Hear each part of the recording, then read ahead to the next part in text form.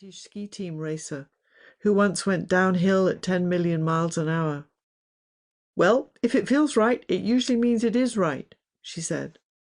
And while my jaw was still flapping, she took hold of my knee, nodded at Matthew, the other helper, and asked the mare for trot. We did 3 strides, a bizarre, fleeting flashback of another life, another body. Soon I was riding, balancing just on my seat bones, hands holding the reins instead of clutching the safety strap. By now the staff were standing back much more, letting me be the one in control of Nellie. I began to trust the mare more and more, controlling her with my hands hooked into special loops on the reins.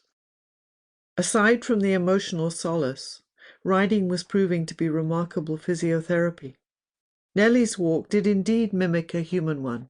My pelvis swayed with hers. I could sit up straighter for longer. On one occasion, after I was winched off her back, my legs were so loose that I could lift them into the car myself. Normally, I needed someone to do it for me. Suddenly, riding seemed to have some resemblance of how it used to be.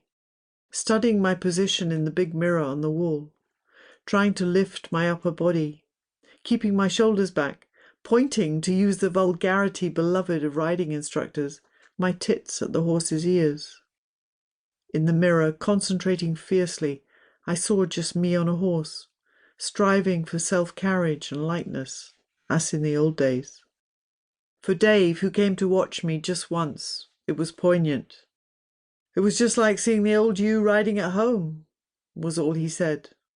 But if relationships work at their deepest level, it's by generosity, and he was delighted to see me so thrilled. Happiness is so often the result of trying to make someone else happy, or at least help them to be happy. Nellie was proving immense therapy. Increasingly, I rode with Sarah merely walking at my left knee. Then came the day she stepped back a few paces, and finally I started to ride independently. Just me and the horse, a partnership based on balance and trust. When I got off, soon afterwards, my legs were actually floppy, my stomach muscles no longer in spasm. I was high as a kite, and it was nothing to do with any drugs.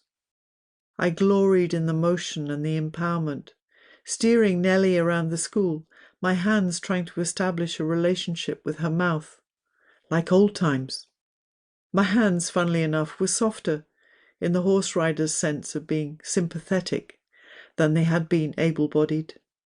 Using a long stick in each hand to touch her sides, replacing the commands from my legs, I was able to persuade Nellie to relax her jaw and perform dressage moves, tight 10-meter circles, changes of rein, semicircles and loops. I built up to a serpentine, a multiple S movement, pretending I was normal, imagining that I was bending Nellie around my inside leg and allowing my outside leg to swing back behind the girth. Maybe, just maybe, the muscles would start to remember. A riding arena is marked with letters. Circle at B, change the rein, H to F. That alphabet was my release from prison, my weekly 40 minutes of escape. 40 which felt like 5, it went so fast. Me and her, slowly weaving our way around the chill indoor school, my mind wiped clean of anything but my communication with her. The divine madness continued.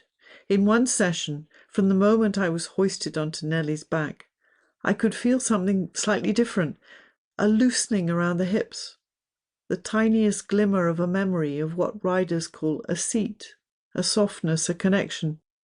For the first time back on a horse, I was able, by trying to wiggle my thigh, to achieve flickers of movement in my right calf, bringing it back against her side on the girth. I couldn't see it happening, which made it difficult, but Sarah was my eyes on the ground. When my legs moved, the mare moved obediently sideways or forwards, depending on my fumbled instructions. I was riding independently every session, and even starting to attempt shoulder in, a lateral dressage movement, where you ask the horse to walk forwards, but with its body angled, its front